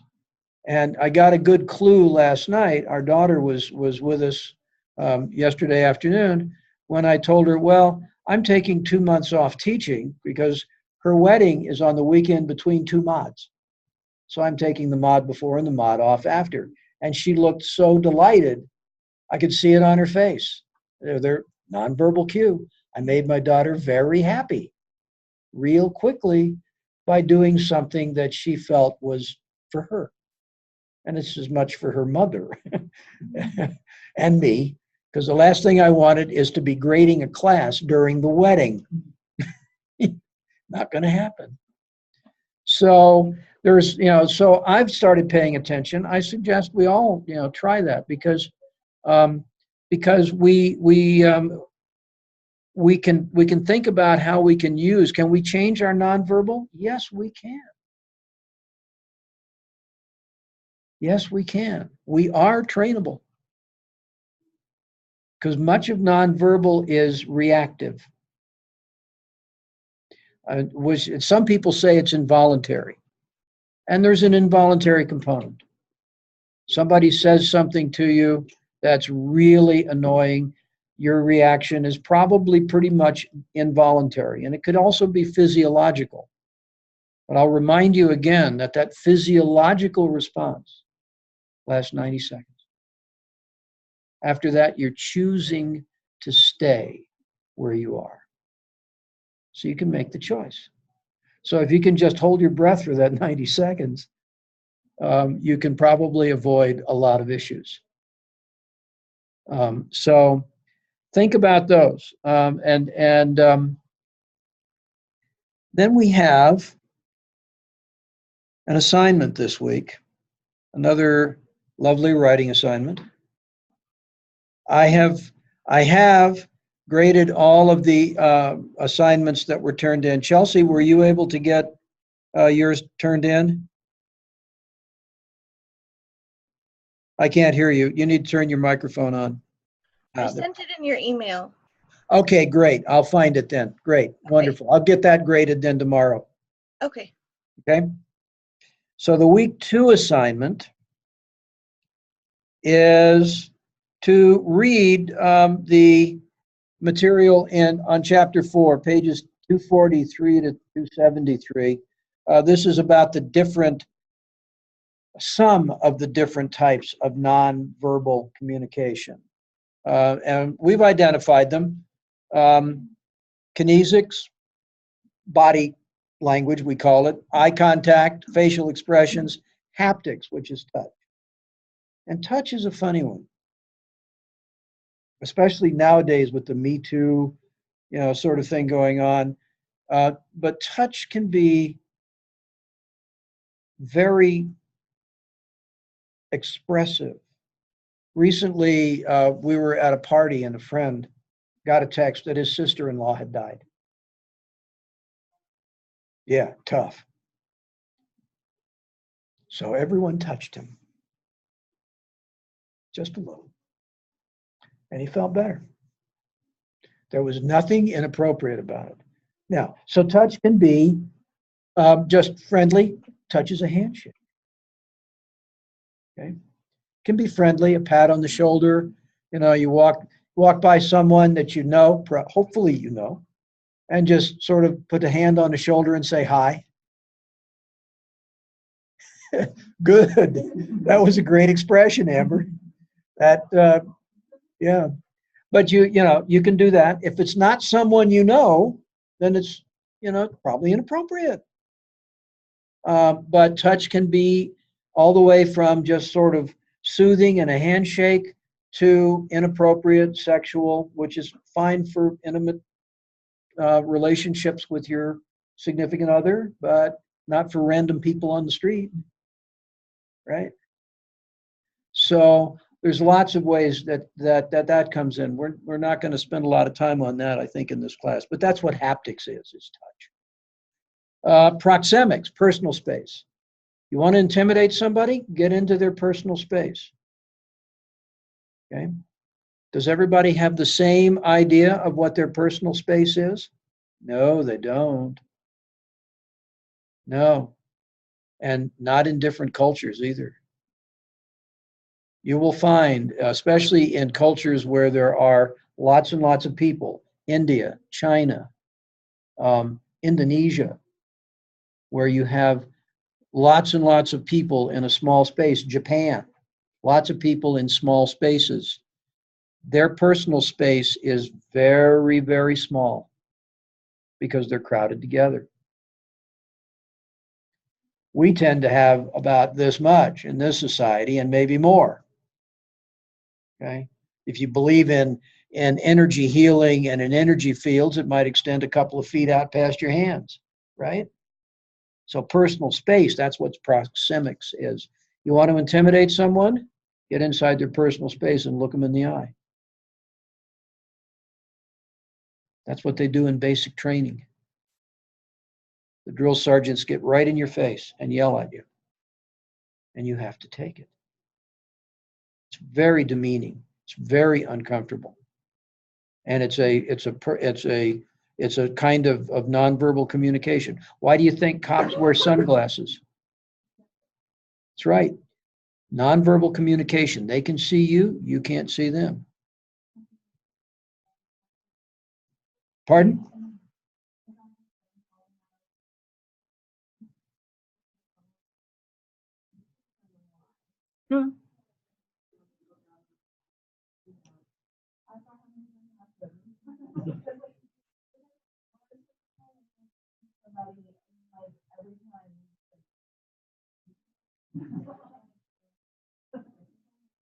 Yep. But that's why. That's why, because it is a form of preventing you from getting the nonverbal that you get from looking somebody in the eye. It's an intimidation method. So that's why they do that. In basic training, they all wear sunglasses. And they get this far from your nose and you're looking at sunglasses. And what you're seeing is your own eyes full of fear reflected in those sunglasses. So, and it's a way of intimidation. So nonverbal communication can be very intimidating, okay? And personal presentation. I mean, how do you present? You know, the stance you make is partly body language, but it's also your personal presentation. This is me. You know, I'm either that, you know, Superman or Wonder Woman, or I'm Casper Milquetoast. You probably don't know who Casper Milquetoast was. Cartoon character. Was always the bottom guy on the rung and kicked around. So write a paper, a page. I'm not. This is not to be a huge one, but describing one of those. Pick one of those topics. Don't try to review the whole list. Pick one. Write a page describing that type of nonverbal. Yes, Amber. Okay.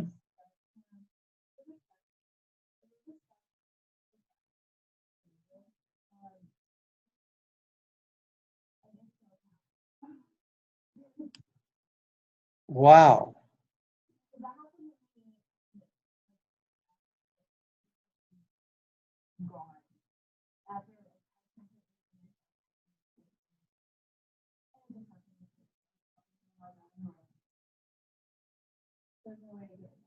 I don't know. The person to ask would be Paul. Or Canvas directly.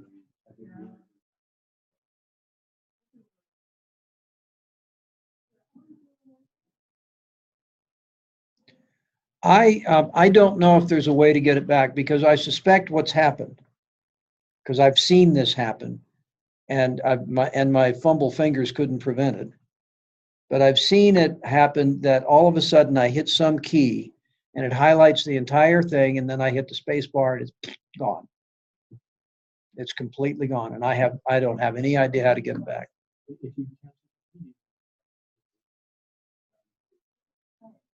Control what? Control Z, undo. Yeah, okay. Yeah. That only works if you're still on the same. Yeah, yeah.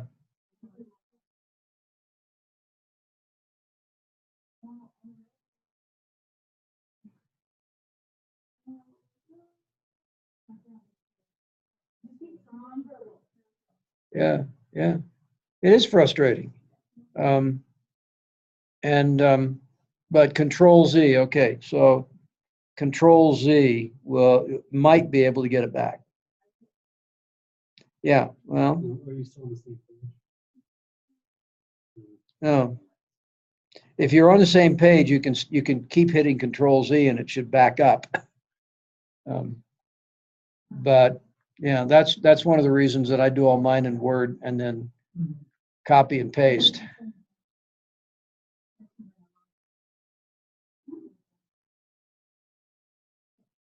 Yeah. Well, the Control Z is a good thing to remember. Thank you, Chad. Appreciate it.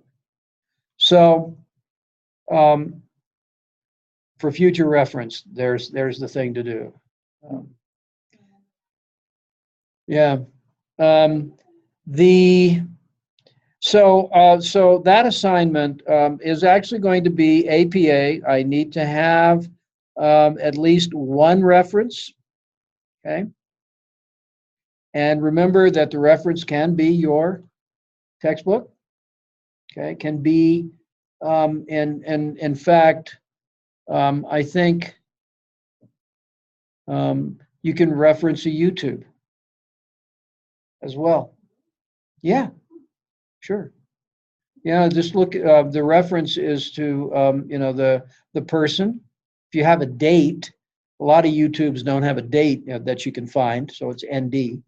The name of the person, the title of the whatever the YouTube. In the case that I recently did, it was a TED Talk. So TED was a TEDx. If you know which TEDx, in this case, it was at a university. If you know which TEDx, use that. If you know the date, use that. The title of the talk, and then the YouTube link. Okay. Viewed at or retrieved from. Okay. So you can use YouTubes. You got a lot of them there. I would suggest you go through and look at the YouTube videos that are in here. They're good. The ones I've looked at so far, I've looked at a bunch of them, and not all of them. I looked at the ones that go on for an hour, and I said, "Not today, thank you." But they're good. They have a lot of good information. Some of them are prepared by the school, and some of them are from other sources. So there's a bit of variety there. I also added one. You'll see it. It's from Amy Cuddy. It's a YouTube talk, and it's where she talks about things like the Wonder Woman stance. It's how it's your body language in an interview, and how you can prepare for an interview. It seems kind of silly, and I'll say that right now. Seems kind of silly, but one of the things she suggests is before you go off to an interview, stand in front of a mirror in the stance. Just look at yourself. It feels silly, but it's worth doing, because what you're doing is setting your mental attitude. This is what I look like. Hey, that looks pretty good. This is what I look like. Setting that mental attitude is half the battle in those things. Okay. There is also, in week 2, an assessment, a quiz, which you can do 3 times, remember? I don't use midterms. Okay. There's a quiz every week, and then you have a final exam.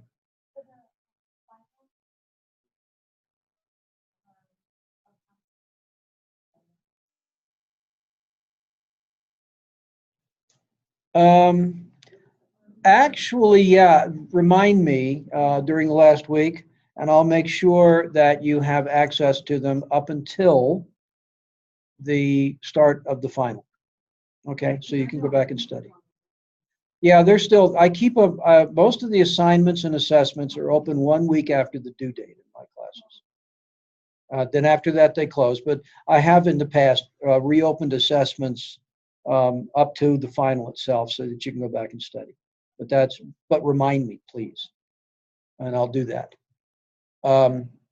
As I said before, there are attempts, And no, I think a midterm is silly in a 1 month course. So we have quizzes and then we have a final.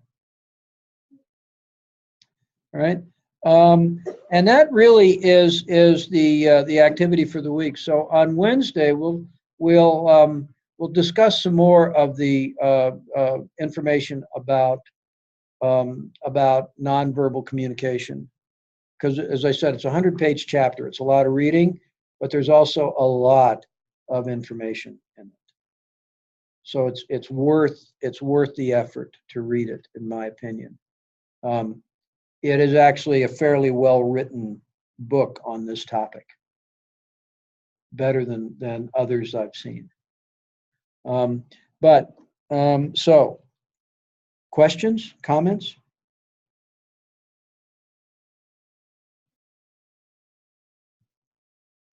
All right. So here's the deal. Another constraint we have is that we need to be here till 8:30.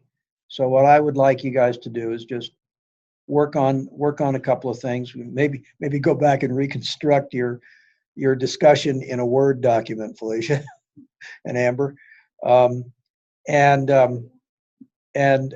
cut and copy and paste it.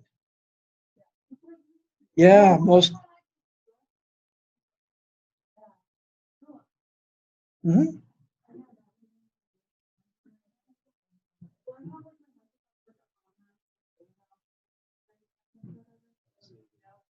Yeah, autosave is a great tool. I'm really glad that most browsers now have the button as go back page anymore. But now's a feature that not be really quick and not to type anything directly into a browser.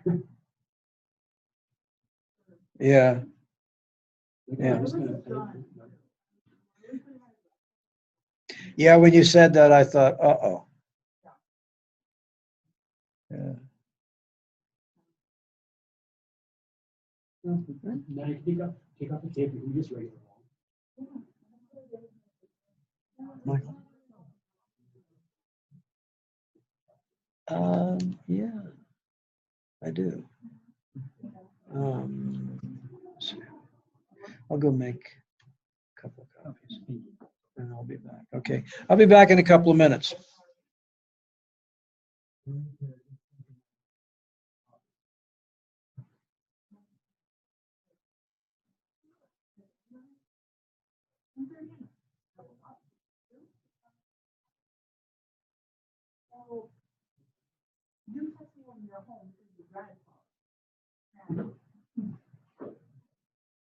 mean, I don't necessarily expect to apply it as I know, because like, if someone has,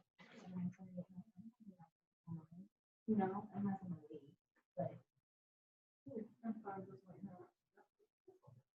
That's okay. No, not a problem, things we do know. Like, mom, I don't work, so you just invest it, I don't work. Oh.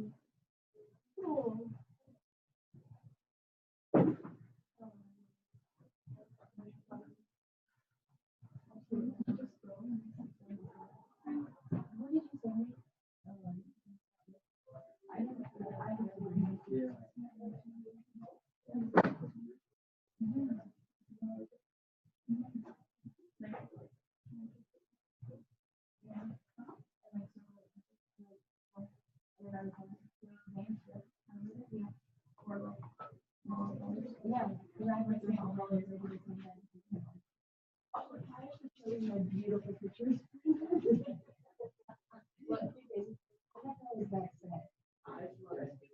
Walmart. No, these are worth it. These are so good.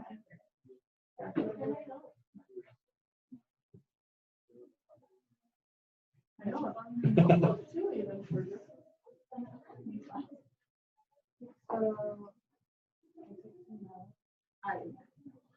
Hey, whatever works. I can't write anything, but that's enough.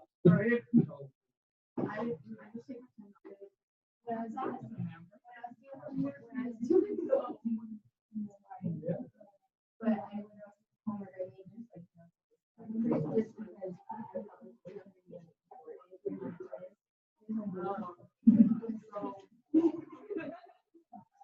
just because.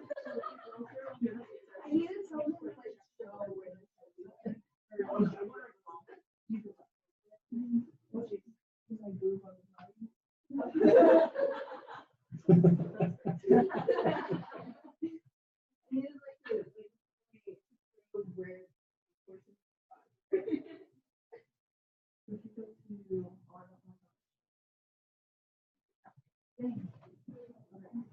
we don't even have a pretest or. We have a pretest on it. No, it's not on it. Like everything else is for the stuff. Yeah. Oh my gosh, the homework is like. Sweet vampire It'll Buddha. take me forever. It's literally gonna take forever.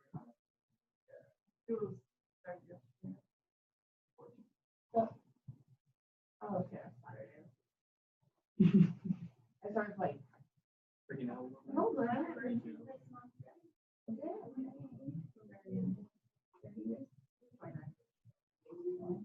That's a Saturday. You can bet your sweet ass I'll be drunk on Saturday. My birthday's on a Friday. My birthday's on a Sunday, but I can do Saturday and Sunday and then put it down. Oh, that's lame. That's really exciting.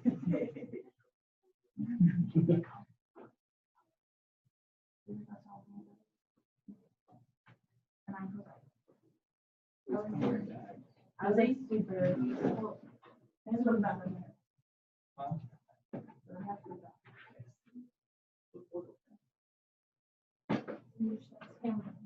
Look at your grades on the medical class. And then you said, yeah. If I remember right. Yeah.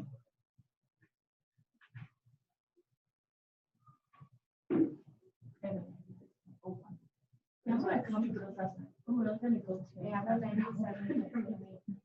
I couldn't get the finger on the. I know that one was so hard. And I couldn't get any of them to work. I was doing homework for 6 hours. Well, I'll touch more. But I ended up not learning. What is that one?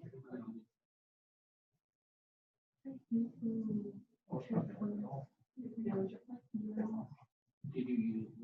Oh, you got it wrong. I got it wrong. And I really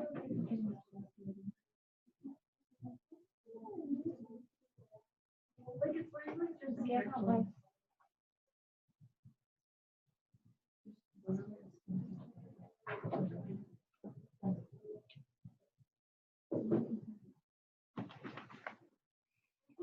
Oh, I should.